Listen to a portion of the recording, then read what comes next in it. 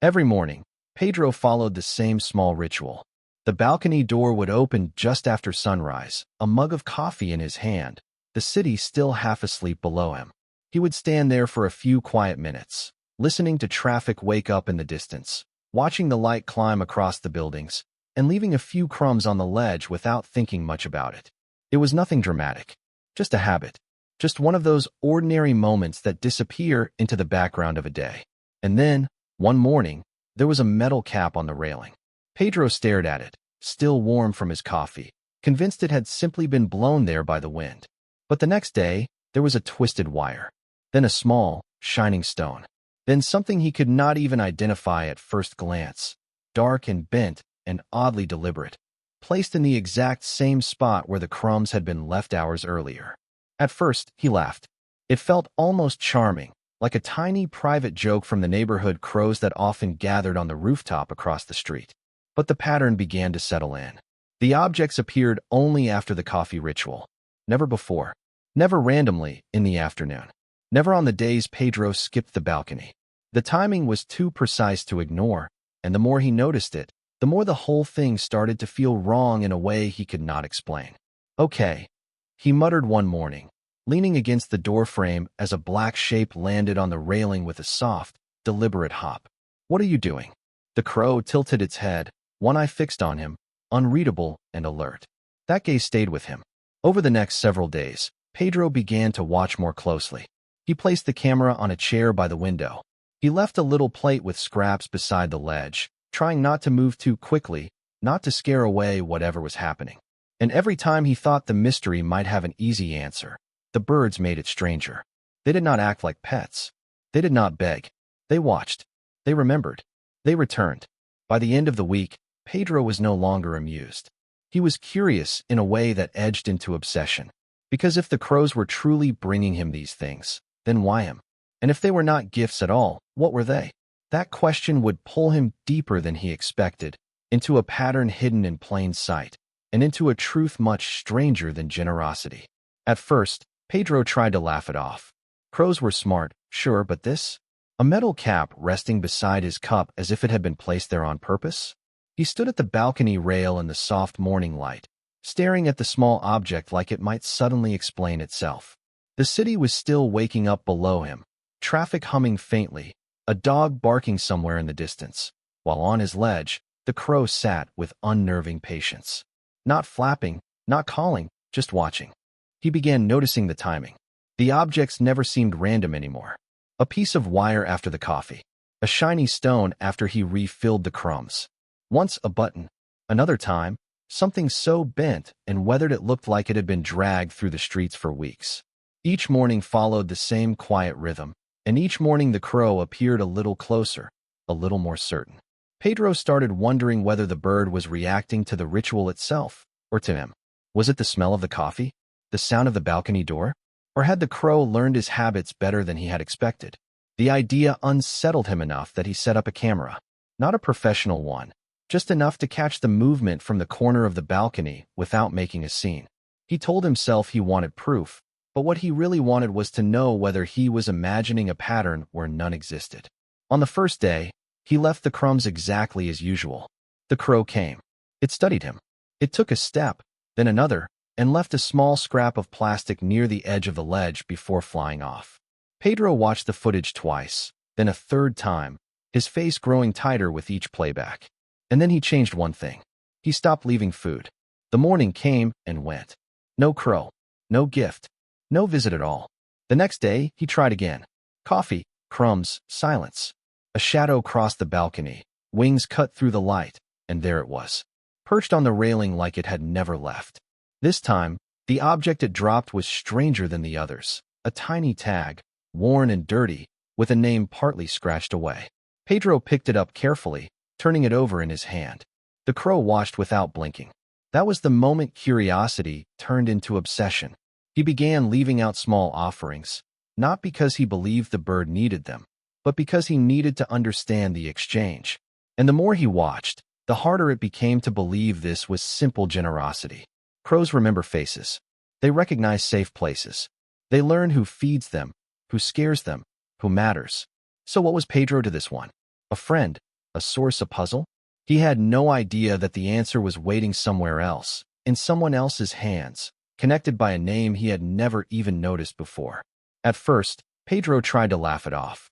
A bottle cap on the railing, a bent paper clip beside the coffee cup, then a tiny blue bead that caught the morning light like something deliberately placed there. He told himself it was random, just the kind of oddness city birds sometimes bring into people's lives. But the pattern kept returning, and it returned with a kind of timing that made his skin prickle. The objects never appeared before the coffee. Only after. Only when he sat still, facing the trees, with a few crumbs left behind as if by habit. So he started watching. He set his phone on the balcony table and recorded the ledge in silence. He changed nothing else. Same chair, same cup, same hour. And almost every time, the crows came. Not always the same one, but one of them would land with that heavy, confident hop, tilt its head, and inspect the space like it was reading a message nobody else could see. Sometimes it left nothing. Sometimes it dropped something strange and went away. A shiny washer, a fragment of wire, a small piece of foil folded into a rough shape. Pedro leaned closer to the screen, replaying the clips again and again. "This is not normal," he muttered, half amused, half unsettled. Then he decided to test the relationship. For 3 mornings, he left no food at all. The balcony stayed empty.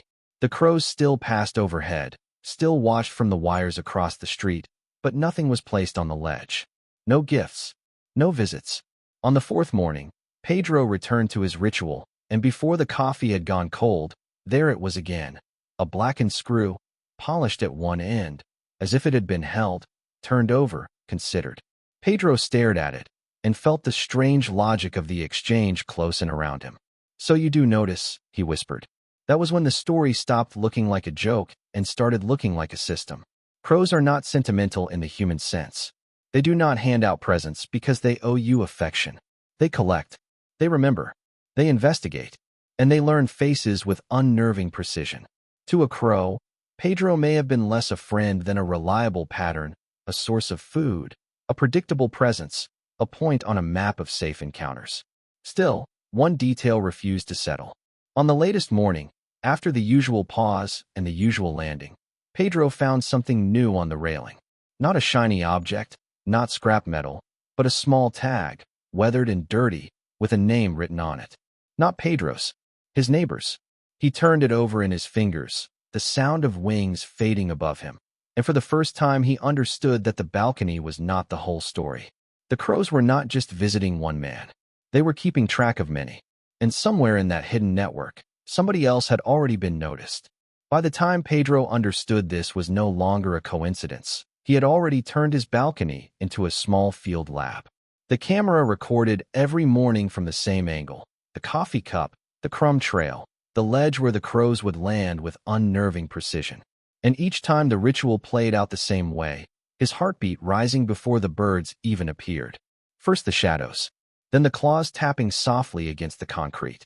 Then one crow, usually the bolder one, tilting its head as if checking whether the arrangement had changed.